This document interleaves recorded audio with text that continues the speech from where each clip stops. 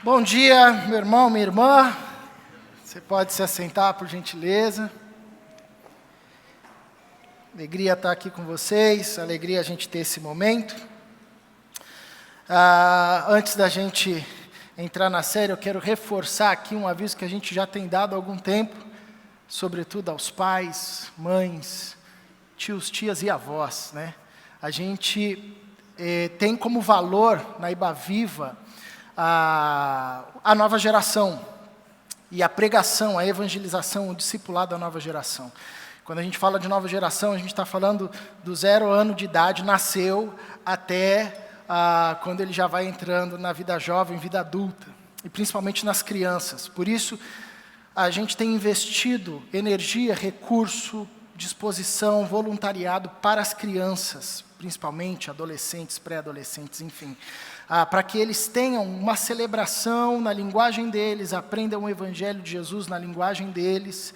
Por isso a gente tem reforçado aqui, se você tem filho pequeno, bebê, ou 2, 3 anos, enfim, pré-adolescente, para você levá-lo e deixá-lo lá no GC ou no GF, Geração Farol, GC, Geração Criança, ou no berçário, e você se esforçar nesse movimento. E eu sei que às vezes pode ter o desafio ali da criança não querer ficar. Se for preciso, você pode ficar com a criança, pode procurar o Bruno ou os voluntários. Eles vão dar instruções de como agir nessa situação. Eu falo isso por experiência própria, com 3 filhos, o Benjamin é o que dá um pouquinho mais de trabalho, eu fiquei até com medo de falar isso, ele sair correndo aqui, subir na hora, queimando o filme, né? Mas enfim, não está. Se aparecer André, você agarra ele antes dele subir na escada.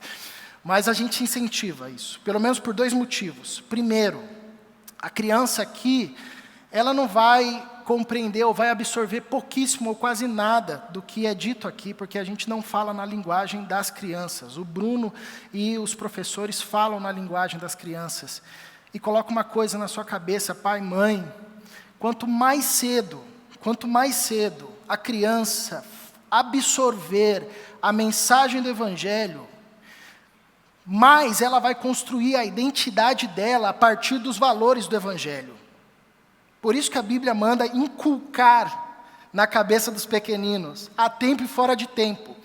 Quanto mais cedo, bebezinho, 1 ano, 2 anos, 3 anos, ela absorver a mensagem do Evangelho, e a gente absorve, né? Se você é de igreja, você cresceu ouvindo 3 palavrinhas só. Isso, Pedro, Tiago e João.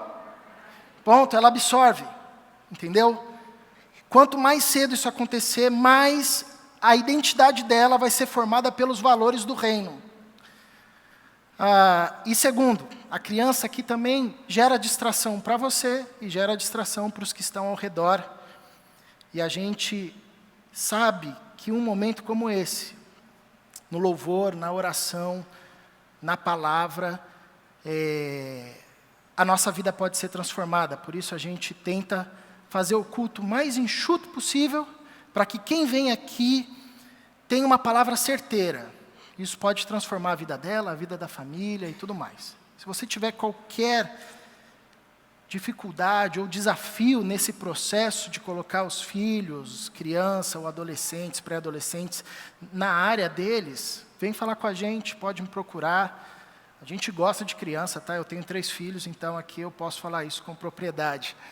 Eu sei que é desafiador, mas a gente quer encorajar você nesse sentido, tá bom?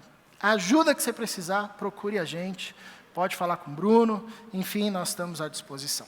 Bom, dito isso, nós seguimos com a nossa série, onde nós estamos refletindo esse mês, e é o encorajamento para você,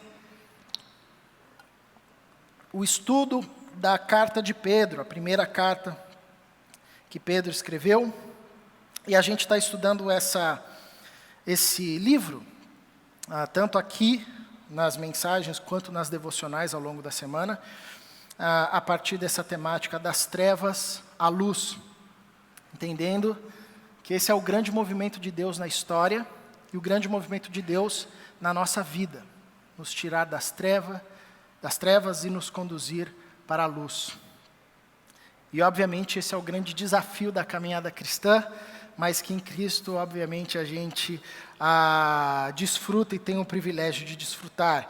E aí fica o encorajamento para você mergulhar esse mês também na carta de Pedro. Primeira, engata na segunda também, que provavelmente você vai ser muito abençoado com o que Pedro nos ensina ali.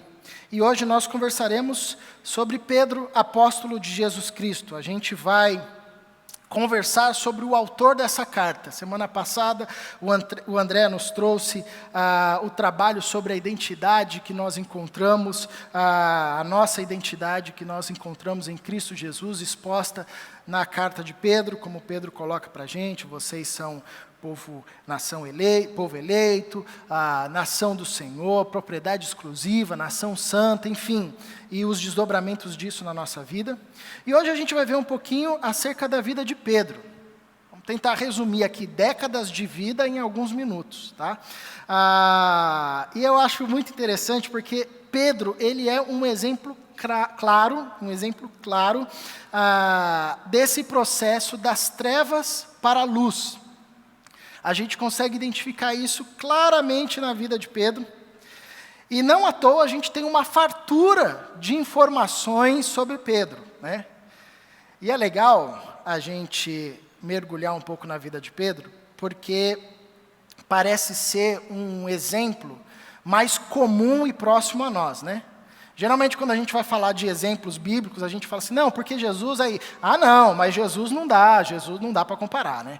Aí a gente fala: não, tá bom, então Paulo... Não, mas Paulo, espera aí, Paulo não dá também, Paulo é outro nível, né? A gente fala: tá bom, Pedro... Não, Pedro legal, tá, Pedro dá para ver, né? Porque Pedro é aquele cara que para cada golaço que ele faz, ele chuta 15 bolas fora, né? Então parece que é mais próximo a nós, né?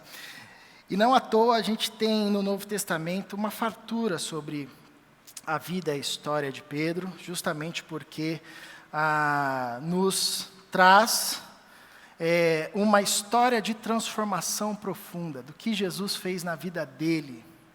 E você sabe que, segundo a tradição, começando a história pelo final, né? Pedro, ele é martírio, ele sofre martírio, né, no final da sua vida. Ele é morto, segundo a tradição, crucificado, e crucificado de cabeça para baixo. Porque quando ele foi ser crucificado, ele não achava digno de ser crucificado ou ter a mesma morte que Cristo Jesus, né? E então ele pede para ser crucificado de cabeça para baixo, né? Isso é o que registra os livros históricos da época, né? Sobre o martírio de Pedro.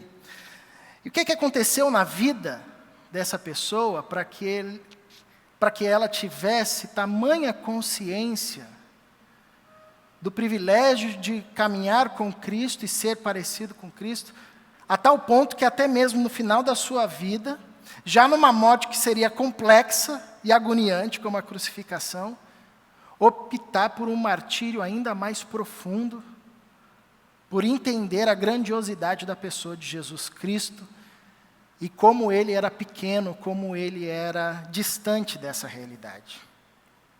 Então a gente vai caminhar sobre a história de Pedro. E aí você fala assim: poxa, mas você já estragou tudo, porque você já começou pelo final, já deu spoiler, né, da morte, como é que é isso? O legal é que a morte de Pedro, de fato, é algo que nos toca muito. Mas mais bonito ainda é a história da vida dele.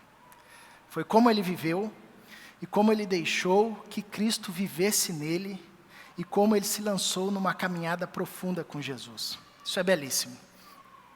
E o primeiro texto é o texto de 1 Pedro, capítulo 1, do verso 1 ao verso 2. Fica com a sua Bíblia aberta que a gente vai rodar alguns textos, eu vou projetá-los aqui. E Pedro abre a sua carta escrevendo o seguinte: Pedro, apóstolo de Jesus Cristo, aos eleitos de Deus, peregrinos dispersos no Ponto, na Galácia, na Capadócia, na província da Ásia e na Bitínia, escolhidos de acordo com o pré-conhecimento de Deus Pai, pela obra santificadora do Espírito, para a obediência a Jesus Cristo e a aspersão do seu sangue. graça e paz lhe sejam multiplicados. Imagina que você vai se apresentar para o mundo. Você vai ter a oportunidade de se apresentar para o mundo. Com poucas palavras, de forma objetiva, como você se apresentaria? Como você se apresentaria para o mundo? É interessante que quando a gente vai se apresentar, a gente fala o nosso nome e fala a nossa profissão. Isso aqui é o que está institucionalizado hoje. Você sabe que nem sempre foi assim, né? Aliás, se você é mineiro, você não se apresenta assim. Se é mineiro, você fala o seu nome, o nome do seu pai, o nome do seu avô, o nome do seu tataravô, você fala o nome da sua família, que em Minas Gerais o que conta é isso. Qual é a sua descendência, de onde você veio, né? Em outros tempos, você falava o local que você tinha nascido, ou quem era o seu pai, enfim.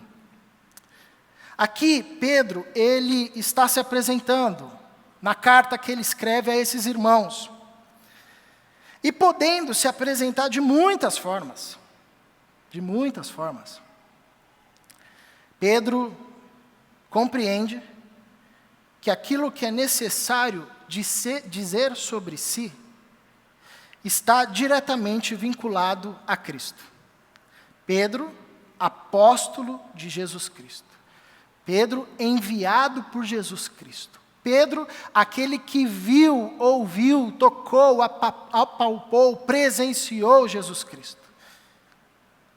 Quando Pedro escreve essas duas cartas, ele já está no final da sua vida. Inclusive, ele diz na segunda carta, olha, eu estou prestes a sofrer o martírio, eu já estou em exílio, eu não vou durar muito. Por isso que eu estou escrevendo, para que até depois da minha morte, a minha vida, nas mãos do Senhor, de alguma forma, continue a falar, continue a proclamar a grandeza de Deus. Então, Pedro, ele já está próximo da sua morte. Então, a gente tem aqui, a gente pode dizer que um Pedro maduro, um discípulo maduro nessa caminhada do discipulado. Quando a gente olha para esse texto, a gente consegue enxergar um Pedro que já passou por tantas experiências com Jesus, mas que agora, já próximo à sua vida, já desfruta de uma maturidade acerca do que é ser discípulo e acerca do que é caminhar com Jesus. E quando nós nos tornamos discípulos maduros, isso independe da idade, quando nós nos tornamos discípulos maduros, uma das principais marcas é que nós não conseguimos mais nos apresentar sem vincular a nossa identidade a Cristo. Sou Pedro, apóstolo de Cristo. Sou Caleb, discípulo de Cristo Jesus. Sou João, discípulo de Cristo Jesus. Carlos, discípulo de Cristo Jesus. Porque nós compreendemos que a nossa identidade não está mais contida no que recebemos do nosso pai, da nossa mãe, nos acertos, nos erros, nos traumas, mas agora a nossa verdadeira identidade está contida em Cristo Jesus. Então a gente tem um Pedro aqui maduro, que sabe quem ele é, e sabe quem ele é em Cristo Jesus, porque não tem como saber quem se é, se não for em Cristo Jesus. E outra coisa muito significativa, nós temos Pedro escrevendo duas cartas que passa séculos, milênios, e continuam a florescer, a ecoar uma mesma mensagem. Quem diria, Pedro, um pescador, da periferia do império, lá da Galileia, escreve duas cartas que perpassa séculos. Nem os grandes filósofos e mestres da época de Pedro conseguiram esse feito. Escreveram e produziram muitas coisas que a gente nem sabe. Mas Pedro, um pescador, não. Legou uma obra para nós que fala até hoje. A gente está diante de um feito incrível, porque se a gente perguntasse para Pedro aqui, Pedro, você imaginou que um dia você ia escrever duas cartas, dentre tantas outras coisas, e essas cartas passariam séculos abençoando e instruindo milhares de gerações? Pedro ia falar, nunca me passou na cabeça isso. Nunca imaginei isso. Mas olha só o que Jesus fez na vida desse homem. Então nós temos aqui um homem que sabe quem ele é em Cristo Jesus, Nós temos aqui um homem maduro na caminhada com Cristo, e isso se expressa principalmente na sua identidade e na forma como ele se apresenta. Nós temos aqui um homem frutífero, que o seu trabalho ecoa ainda depois da morte, a sua vida ecoa ainda depois da morte. E nós temos aqui um cara que entende coisas profundas. Nós, protestantes, por influência da Reforma e tudo mais, fizemos uma opção mais pelos textos paulinos, né? Romanos, Efésios, Gálatas, são cartas que geralmente nós pregamos, estudamos. As cartas petrinas, joaninas, assim, a gente estuda pouco, né? Porém, quando a gente mergulha nas cartas que Pedro escreveu, a gente percebe a profundidade do conhecimento dele. Pedro aqui, só nesses versos, ele nos apresenta uma consciência da igreja e do que Deus está fazendo na história. Ele sabe onde os irmãos estão espalhados, ele sabe a posição desses irmãos, ele sabe por que eles estão espalhados nesses locais. Pedro aqui nos revela conhecimento acerca de como Deus age na história. Ele fala da eleição, ele fala do pré-conhecimento de Deus, que revela o entendimento acerca de quem Deus é, do que a gente chama de atributos comunicáveis e incomunicáveis de Deus. As mulheres estão sabendo disso assim, de cor e salteado, né? Estudaram isso nesse tempo. Ele nos apresenta uma consciência acerca da Trindade. Esse é um texto trinitário, ele fala do Pai, fala do Filho, fala do Espírito Santo, fala como cada um atua e o que cada um está fazendo na igreja. Um pescador, nos dando uma teologia puríssima e profunda, e ao longo da carta de Pedro, ele vai falar acerca da nova vida, da volta de Cristo, ele vai exortar os irmãos, ele vai encorajar os irmãos, vai ensinar acerca do sacrifício de Jesus, conhecido desde antes da fundação do mundo. Pedro vai descortinando coisas incríveis para a gente. Como é que esse cara foi parar aqui? Talvez a gente não espantasse se isso viesse de Paulo, mas de Pedro. Um pescador bruto, um cara que pegou a espada para cortar a orelha de um soldado, agora ele pega uma pena e escreve um texto como esse. Agora, Pedro não chegou nesse ponto aqui, nesse momento pronto, né? Essa caminhada foi longa. E eu acho que todos nós, sendo de igreja ou não, a gente conhece muitos pedaços da vida de Pedro. Vamos passar por alguns. Essa história de Pedro começa num encontro despretensioso. João capítulo 1, versos 40 a 41, diz assim: André, sempre tem que ter um André, né? André, irmão de Simão Pedro, era um dos dois que tinham ouvido o que João Batista, né, dissera e que haviam seguido Jesus. O primeiro que ele encontrou foi Simão, seu irmão, e lhe disse: achamos o Messias, isto é, o Cristo, e o levou a Jesus. Jesus olhou para ele e disse: você é Simão, filho de João, será chamado Cefas, que traduzido é Pedro. O Pedro maduro lá no final da sua vida, no exílio, Pedro, o apóstolo de Cristo Jesus, não nasceu daquele jeito. Aquela história que terminou ali, começou aqui. Num encontro despretensioso. E teve um intermediador aqui, André, que era discípulo de João Batista, ouviu João Batista falar acerca do Cristo. Esse é o Cordeiro de Deus que tira o pecado do mundo, segue ele, vai com Jesus. Ele foi, chegou até Jesus, percebeu que Jesus era o Messias e saiu para contar aos seus irmãos, aquelas pessoas que estavam ao seu redor. O texto diz que a primeira pessoa que ele viu foi Pedro. Pegou Pedro e levou até Jesus, o que dá a entender que assim, foi meio que André que foi puxando Pedro para a parada, né? Só que quando chega lá, Simão nem esperava o que poderia acontecer. O texto traz uma expressão que ela é muito pontual nos evangelhos e sempre marca assim um momento de grande importância, que é Jesus olhou. São poucas vezes que aparece essa expressão, né, nos evangelhos, e sempre é como se fosse uma pausa quase que dramática, assim. Jesus olhou. O texto diz que Jesus olhou para Pedro E ali acontece um negócio muito incrível, que Jesus dá um outro nome para Pedro. Diz, olha, eu sei quem você é Simão, filho de João, mas a partir de agora você vai ser chamado Cefas, ou Pedro, no grego.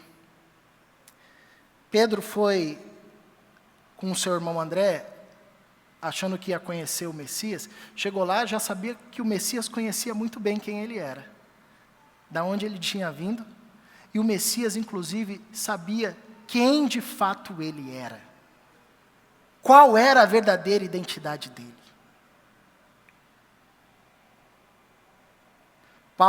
Pedro, quando está escrevendo a sua primeira carta, o texto inicial que nós lemos, ele fala do pré-conhecimento de Deus, da capacidade de Deus de conhecer tudo sobre todos, o tempo todo, enfim, a todo momento. Pedro viveu isso. No primeiro encontro, ele encontra aquele que disseram ser o Messias, e quando ele vai, ele descobre que o Messias já conhece ele. Profundamente, a tal ponto de dar a ele o verdadeiro nome que lhe consta, com a sua identidade de rocha e aquilo que ele iria viver. A gente vai ao encontro de Cristo achando que nós estamos indo para conhecê-lo, mas na verdade Jesus já nos conhece, é Ele que promove esses encontros. O fato de você estar aqui hoje não tem a ver só com as suas próprias pernas e o seu desejo.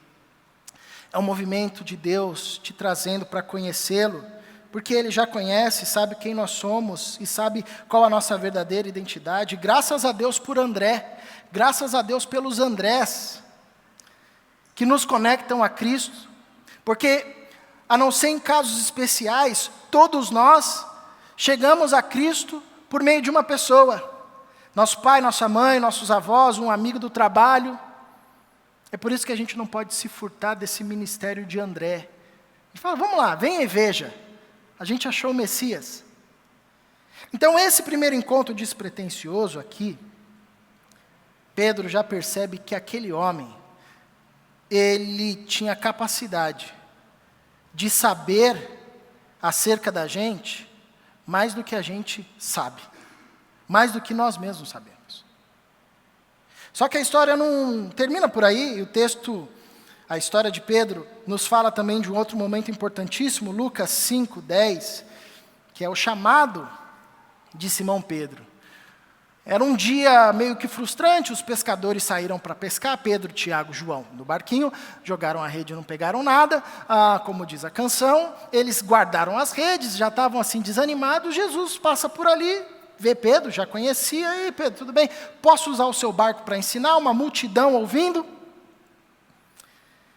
E depois, Jesus desafia aqueles pescadores a jogarem a rede novamente, e Pedro, confiando na palavra de Jesus, contra a sua própria experiência de pescador, joga as redes, eles pegam peixes que eles não conseguem contar, João, Tiago estão juntos, e aí, depois disso tudo, nós temos o desafio e o chamado de Jesus para Pedro. Jesus disse a Simão, não tenha medo, de agora em diante você será pescador de homens. Eles então arrastaram seus barcos para a praia, deixaram tudo e o seguiram. Conhecer o Cristo já é uma coisa muito legal. Mas o Pedro lá do final não se tornaria o Pedro que se tornou se ele tivesse apenas conhecido Cristo e parado por aí. Nessa caminhada de conhecimento do Cristo, é necessário ouvir o chamado do Senhor, que nos desafia a abandonarmos os nossos barquinhos e as nossas redes, e em obediência ir para onde Ele está nos rumando. Então ali na grande pesca, no barco, Pedro já começa a perceber que aquele homem que conhecia acerca da sua identidade mais do que ele era mais do que um profeta, ele era mais do que um cara especial, por isso que Pedro, quando vê a pesca maravilhosa, se ajoelha e diz, afasta-te de mim, porque eu sou um homem pecador, ele reconhece a santidade de Cristo. E isso redunda num chamado que Jesus faz para Pedro e os outros que estavam ali também, de dar um passo para dentro nessa relação de conhecimento com Cristo. Que aqui para Pedro se manifesta em ser pescador de homens. E o texto diz que eles abandonaram tudo e seguiram. Então o Pedro lá do final, maduro, consciente da sua identidade, passa por esse Pedro um pouco mais jovem, que é colocado diante de um desafio de deixar os barcos e as redes em momento de alta, com tantos peixes, e seguir Jesus numa coisa que ele não sabe muito bem o que é. Pescador de homens, o que é? Vou sair jogando a rede no pessoal aqui de Jerusalém, pescando, eu vou apanhar. O que você está falando, Jesus? Mas o texto diz que eles deixam as redes, os barcos e seguem a Jesus. Eu fico imaginando, se quando Jesus tivesse feito esse chamado, Pedro tivesse dito, você está brincando, Jesus, a gente é pescador, o que a gente mais sonha é isso aqui, fartura de peixe. Eu vou seguir o Senhor outro dia, tá? Deixa eu vender isso aqui, que eu vou até comprar um outro barco, aí vou colocar o pessoal para trabalhar para mim, aí eu vou ter um pouco mais de tempo, e aí quando tiver um pouco mais de tempo, aí eu vou seguir o Senhor, né? Ele ia comprar mais um barco, depois ele ia comprar outro, depois ele ia ter o monopólio da Galileia. E esse tempo nunca ia chegar. Porque nunca chega. Porque nunca chega. Porque não tem a ver com tempo, não tem a ver com barcos, com peixes, se tem ou se não tem, tem a ver com obediência e submissão, de ouvir as palavras de Jesus que diz, vem ser pescador de homens, e a gente diz, sim, Senhor. Eu não entendo profundamente o que é esse chamado, não sei todos os detalhes desse chamado, mas é porque o Senhor está falando, eu vou. E se Pedro tivesse dito não, ele ia morrer juntamente com seus barquinhos, provavelmente seria enterrado com eles. Ia perder uma caminhada belíssima. Às vezes a gente olha lá no ponto final, querendo o ponto da maturidade, mas a gente não está disposto a abraçar um chamado. A gente quer ir com barco e rede, não tem como ir. Não tem como ir com barco e rede. Jesus não disse, traz aí os 50 peixes pelo menos. Não, vem agora, aqui, ó. Então, Pedro conhece o Cristo, responde ao seu chamado. E porque responde ao seu chamado, dá mais um passo para dentro. E quando ele dá mais um passo para dentro, ele passa a experimentar coisas que antes ele não experimentaria. Como, por exemplo, a revelação profunda de quem é o Cristo. Outro marco crucial na caminhada de Pedro. Porque ele poderia ter conhecido Cristo, poderia ter respondido ao chamado de Cristo, como outros discípulos fizeram, como Judas, por exemplo, fez também. Mas o que nos faz dar um salto na relação com Deus é a revelação que vem do alto do Pai sobre quem de fato Cristo é. Então, Lucas nos registra, e outros evangelistas também, que lá pelas tantas Jesus pergunta aos seus discípulos, quem que a multidão está dizendo que eu sou? Uns começam a falar, profeta, Jeremias, não sei o quê, lá. E Jesus vira para os discípulos e diz, e vocês? Perguntou Jesus, quem vocês dizem que eu sou? Simão Pedro respondeu, tu és o Cristo, o Filho do Deus vivo. Respondeu Jesus, feliz é você, Simão, filho de Jonas, porque isto não foi revelado a você por carne ou sangue, mas por meu Pai que está nos céus. Esse é um momento crucial na caminhada de Pedro, onde ele recebe da parte de Deus, como o próprio Jesus diz, um abrir dos olhos sobre quem é o Cristo. Enquanto a multidão e os demais discípulos estavam meio confusos, Jesus era o profeta, Jesus é aquele que veio restaurar o reino de Israel, Jesus é um mestre. A Pedro é dado o privilégio de ter os olhos abertos e enxergar quem de fato aquele homem era, e aquele homem era mais do que um profeta, mais do que um sábio, mais do que um filósofo. Aquele homem era o Filho de Deus, o Messias, o Salvador, no qual depende a restauração de toda a criação, no qual nós somos salvos, em quem nós encontramos salvação. Os olhos de Pedro foram abertos. E glória a Deus porque isso aconteceu, porque isso é fundamental na caminhada do discípulo de Jesus. E é o que nos livra de conhecermos o Cristo, de aceitarmos o seu chamado, mas seguirmos Jesus achando que ele é um profeta apenas. Seguirmos Jesus achando que ele é um filósofo. Aliás, entra aí nas livrarias, você vai ver lá, Jesus, o maior filósofo, o maior psicólogo, o maior terapeuta, o maior, enfim, maior surfista lá, sei lá, você vai encontrar Jesus, é tudo. Mas só tem uma forma certa de olhar para Jesus. Tu és o Cristo, o Filho do Deus vivo. Se isso não acontece, a gente segue Jesus achando que ele é outra coisa, que ele é o cara que vai blindar a nossa vida. Aí no primeiro deserto a gente diz, pô Jesus, estou te seguindo lá todo domingo, lá na Ibaviva, dando oferta, dízimo, as coisas não acontecem, não teve revelação. Pô Jesus, achei que eu ia prosperar aqui, agora o negócio ia para frente, até abri a Bíblia aqui no Salmo 91, está tudo dando errado, os boletos não param de chegar. É esse momento da caminhada, e isso vem da parte do Pai, não tem a ver com conhecimento técnico, tem a ver com revelação. A gente precisa sempre lembrar que a fé cristã é uma fé de revelação. Se os olhos não forem abertos, a gente vai achar que Jesus é o cara.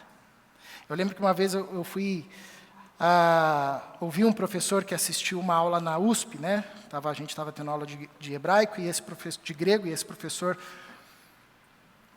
fazia uma matéria na USP, e o professor lá de grego da USP abriu para ler o texto de 1 Coríntios capítulo 15, quando Paulo fala acerca da ressurreição. Eles iam estudar aquele dia, aquele texto, no grego, né? Na USP. E o professor começou a descrever.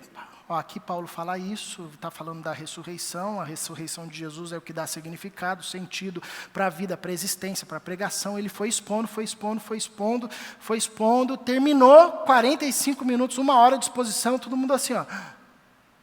Uau, que coisa incrível.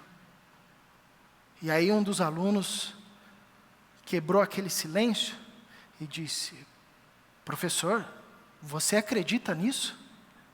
E o professor virou e falou assim, quem falou em acreditar?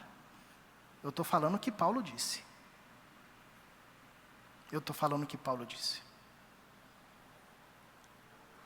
Fé cristã é uma fé de revelação. Os olhos precisam ser abertos. A boa notícia é que Deus é desejoso em abrir os nossos olhos, os nossos ouvidos. A gente é que se fecha mesmo. E revelação não é um negócio assim que apareceu um anjo, explodiu ali um meteoro, foi pirofagia, não. Jesus perguntou, quem as pessoas dizem que eu sou? Pedro falou assim, tu és o Cristo, o Filho do Deus vivo. Coisa mais sobrenatural do mundo aconteceu da forma mais cotidiana possível. Quando os nossos olhos são abertos e nós passamos a enxergar o Cristo, nasce no nosso coração uma convicção sólida. A gente não viu anjo, a gente não foi transportado por Monte das Oliveiras, os céus não se abriram, a gente não ouviu uma voz falando, Caleb, não. Está tudo normal. Mas cresceu agora uma convicção sólida no meu coração. Eu sei que é Cristo, eu sei que é pelo Cristo, eu sei que é para o Cristo. Não importa, não importa. Essa é uma convicção sólida. Ninguém tira isso de mim. Ninguém me convence do contrário. Solidificou no meu coração e bem-aventurado quem tem os olhos abertos. Porque é trabalho do Pai. E se não ocorresse isso, Pedro talvez poderia ter sido um Judas. A diferença entre o Pedro e um Judas é a revelação. Tu és o Cristo, o Filho do Deus vivo. Agora, com os olhos abertos e sabendo quem de fato é Cristo, daqui para frente, Pedro só acertou. Claro que não. Um dos momentos mais sombrios da vida de Pedro. Acontece, inclusive, depois que os seus olhos são abertos, quando ele descobre quem é o Cristo, porque ter os olhos abertos para enxergar quem de fato é o Cristo não significa dizer que não vamos mais errar. Mas é essa revelação que nos sustenta e nos conduz ao arrependimento, até mesmo nos momentos mais sombrios, quando vem para a luz os nossos piores pecados. É a consciência, a solidez de que Cristo é o Senhor, o Messias, o Salvador, que nos faz encontrar um ponto para ancorar, quando está tudo desabando. E saber que é uma questão de tempo e paciência para Deus restaurar todas as coisas, porque Cristo é o Messias, o Filho do Deus vivo, e essa verdade nasceu, cresceu e se solidificou no nosso coração. João vai nos relatar, no momento da prisão de Jesus, enquanto Simão Pedro estava se aquecendo, perguntaram: você não é um dos discípulos dele? Ele negou, dizendo: não sou. Um dos servos do sumo sacerdote, parente do homem cuja orelha Pedro cortara, insistiu: eu não vi você com ele no olival? Mais uma vez Pedro negou, e no mesmo instante o galo cantou. Pedro aqui, nessa passagem, está tomado de medo. Interessante que em momentos anteriores, quando Jesus estava sendo Pedro, Pedro saca uma espada num ato heróico, achando que era o Thor da Galileia, e foi para cima do soldado. Momentos depois, uma tristeza e um medo infernal toma conta do coração de Pedro, que ele não consegue nem argumentar com uma serva, ou com um servo. E ele aqui é confrontado com a sua pequenez, com a sua mais profunda limitação, e seu coração aqui nesse evento ele é quebrantado, porque momentos antes Jesus disse: vão me trair, todo mundo vai me abandonar, e Pedro falou: não, estou aí, Jesus, que isso, estou com o Senhor, não vou te abandonar não. Jesus vira para Pedro e diz: você vai ser o primeiro a correr, Pedro. Você vai me negar 3 vezes, antes do galo cantar. Jesus confronta a altivez de Pedro ali, mas ele não se deixa. Mas aqui ele cai na real. A sua altivez é confrontada. E ele percebe um medo e uma tristeza crescendo no seu coração. É interessante que quando Lucas vai registrar essa passagem, no capítulo 22, quando Pedro termina de negar a Jesus, o galo canta, Lucas diz que nesse instante, Jesus passou, os guardas estavam fazendo o transporte de Jesus de um lugar para o outro, nesse instante, Jesus passou e olhou para Pedro. Lembra? Lá do primeiro encontro? André pegou Pedro, levou até Jesus, e quando chegou, Jesus olhou para Pedro. E aqui, na traição, na negação, quando Pedro nega Jesus, o galo canta, Lucas diz que Jesus passou e fitou os olhos em Pedro. O que disse esse olhar de Jesus para Pedro? O que suscitou esse olhar de Jesus no coração de Pedro? O mesmo olhar do primeiro encontro, que diz: Simão, eu sei quem você é, mas você não é Simão, não. Você vai ser Pedro. Esse olhar vem novamente para ele, assombra o seu coração.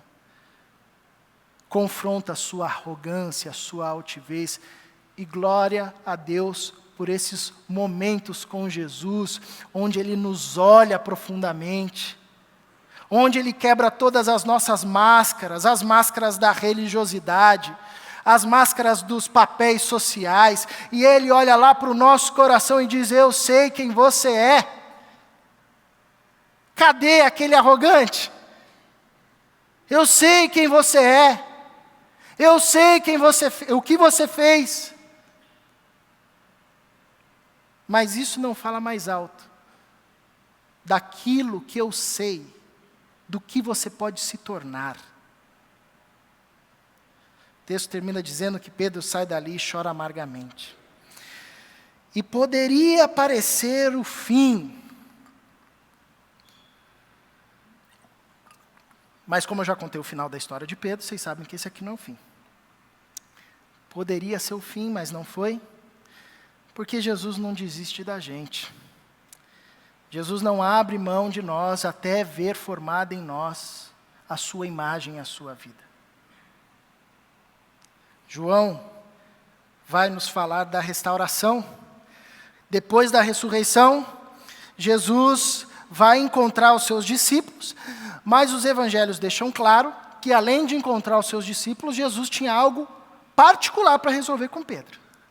Tanto que ele diz às mulheres: digam aos discípulos que eu vou me encontrar com eles lá na Galiléia e vou me encontrar com Pedro. Tem um trato pessoal de Jesus com Pedro, e João nos relata isso no capítulo 21, pela terceira vez. Jesus disse a Pedro: Simão, filho de João, você me ama? Pedro ficou magoado por Jesus lhe ter perguntado pela terceira vez: você me ama? Ele disse: Senhor, tu sabes todas as coisas e sabes que eu te amo. Disse-lhe Jesus: cuide das minhas ovelhas. Interessante que mesmo depois da queda, Jesus manteve o chamado: você vai ser pescador de homens. Aqui, cuide das minhas ovelhas. A abrangência do mesmo chamado. Não é a queda que dá o tom da relação de Jesus com Pedro. Aliás, quando a gente lê esse texto, a gente discute muito a questão, porque Jesus perguntou 3 vezes, né? E tem a questão de Jesus falar: Pedro, eu te amo, e usar a palavra ágape, e Pedro responder: eu também te amo. Jesus usar a palavra filéu. A palavra ágape denota uma profundidade de amor sacrificial, e Pedro estava meio que respondendo: não, Jesus, a gente é amigo, né?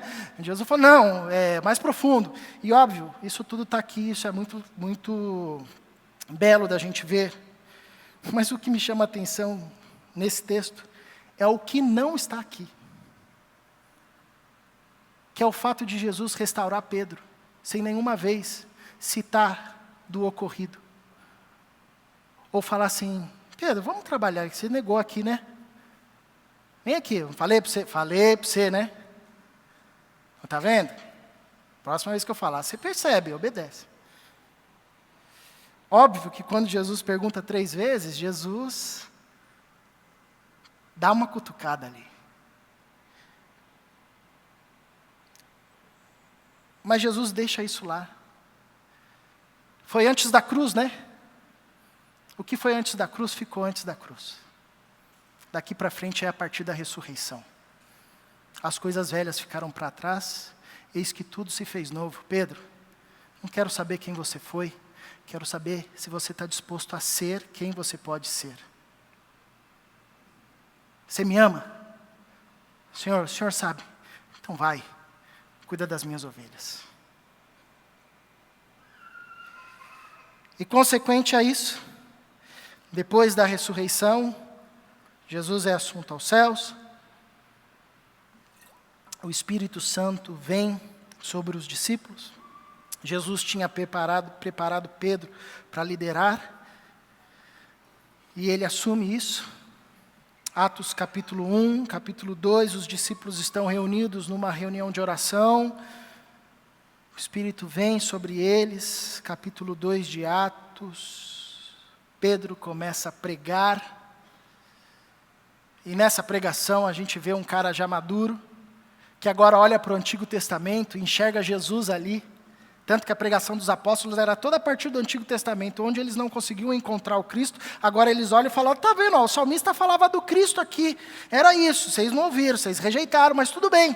E depois de uma pregação incrível, o texto vai dizer que quando ouviram isso, ficaram aflitos.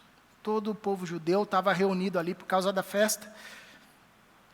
Eles ouviram aquilo, ficaram aflitos em seu coração e perguntaram a Pedro e aos outros apóstolos, irmãos, que faremos?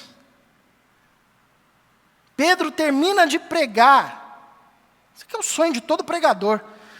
As pessoas ouvindo assim, com o coração aflito, dizendo, e aí, o que a gente faz? Eu fico imaginando que deve ter passado na cabeça de Pedro, isso não está na Bíblia, é Heresias 3:2, tá? Deve ter passado na cabeça de Pedro. Ele no barquinho com Jesus, e Jesus falando, joga as redes para o outro lado, e ele puxa as redes, peixes e peixes e peixes e peixes. E aqui ele entende o que era ser pescador de homens. A rede é a palavra de Deus, os homens são peixes sedentos, dizendo, o que eu faço? O que eu faço? Você vai perguntar isso para um pescador? Jogou as redes. Pedro respondeu, arrependam-se, cada um de vocês seja batizado em nome de Jesus Cristo para perdão dos seus pecados e receberão o dom do Espírito Santo. O texto vai dizer que naquele dia a igreja saiu, o hall de membros saiu de 100 e poucos para 3.100 e poucos. Fruto. Porque nós conhecemos o Cristo e descobrimos que Ele nos conhece a ponto de dizer quem de fato nós somos. Nessa caminhada recebemos um chamado.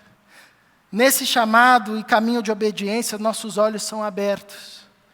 Nós vacilamos, mas Cristo vem e não desiste de nós até ver formado em nós o seu caráter. E isso gera fruto. E o fruto nos conduz ao começo. Pedro, servo e apóstolo de Jesus Cristo. Imagina que você vai se apresentar para o mundo. Como você se apresentaria? Entende? Porque Pedro, podendo usar qualquer apresentação, ele diz, eu sou Pedro, apóstolo de Jesus, servo de Jesus. Isso basta, porque depois de viver o que ele viveu, não tinha como se apresentar a não ser a partir de Cristo. Pedro não tinha dúvida que a sua identidade só era possível a partir de Jesus. Aquele que nos tira das trevas e nos põe na luz e nos faz brilhar.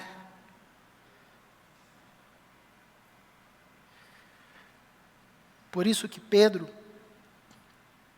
nas duas cartas, semelhança dos outros apóstolos que também, quando estava escrevendo, se apresentavam a partir de Cristo Jesus. Porque um dos grandes aprendizados de Pedro nessa caminhada foi entender que a sua verdadeira identidade estava em Cristo. E que não fazia mais sentido ele ser apresentado ou se apresentar sem Cristo. Isso é um discípulo maduro. Nós estamos aqui diante de Pedro, um discípulo maduro. E qual uma das principais marcas de um discípulo maduro? Mais do que ele faz, mais do que ele fez, mais do que ele ensina. Uma das principais marcas de um discípulo maduro é a consciência de que não se pode mais se apresentar sem Cristo Jesus e que a sua verdadeira identidade está em Cristo. E se não for assim, ele mesmo não vai saber quem ele é. É como Paulo nos ensina em Colossenses capítulo 3, quando ele vai dizer, vocês morreram. E agora a sua vida está escondida com Cristo.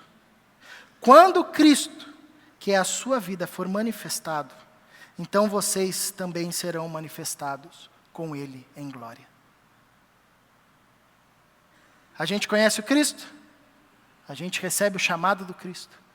Nossos olhos são abertos, passamos a ver quem Cristo de fato é. Caímos, mas Cristo vem e nos restaura e nos levanta. damos frutos, e no fim da nossa história, a única coisa que importa é dizer só Ele a glória, porque dele, por Ele, para Ele são todas as coisas. Meu nome é Caleb, eu sou um filho amado de Deus, salvo em Jesus Cristo, discípulo de Cristo Jesus. Não importa quem foi meu pai, quem foi minha mãe, a minha profissão, os meus acertos, os meus fracassos, os meus traumas, ficaram na cruz. Em Cristo tudo se fez novo, e é Ele que quando eu chego para Ele achando que vou conhecê-lo, sou surpreendido e Ele me diz: Caleb, filho de Isaías, eu sei quem você é, menino. Você achou que foi André que te trouxe aqui? Te conheço antes da fundação do mundo. Eu sei quem você é, eu sei seu verdadeiro nome. Anda comigo. Deixa eu reinar no seu coração. Deixa as redes, deixa o barco, vem. Deixa o Pai abrir seus olhos. E você vai descobrir quem de fato você é. Pedro, apóstolo, servo de Cristo Jesus. Feche os seus olhos e vamos orar.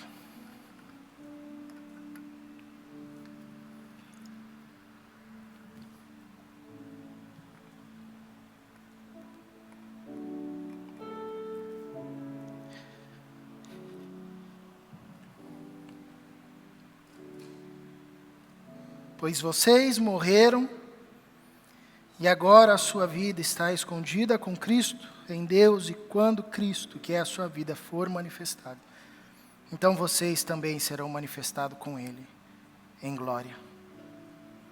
Paizinho, abra os nossos olhos e faça-nos compreender que só tem vida, existência e identidade no Senhor. Fora do Senhor, é tudo provisório. Mas no Senhor, está aquilo que consta sobre nós para a eternidade. E é isso que nós desejamos. Em Cristo Jesus, aquele que pode dizer de fato quem somos nós. Não a nossa cultura, não as nossas crises, nem o que herdamos dos nossos pais, nem o nosso gênero, nem as nossas riquezas, a nossa vocação, o nosso trabalho. Isso tudo é provisório, Senhor. O que consta sobre nós e que é eterno, só Cristo sabe, só Cristo tem. É a água da vida, que quando bebemos, nos tornamos uma fonte a jorrar para a vida eterna. E nós desejamos isso. Faça a tua obra em nós, pelo teu Santo Espírito, no santo nome de Jesus. Amém.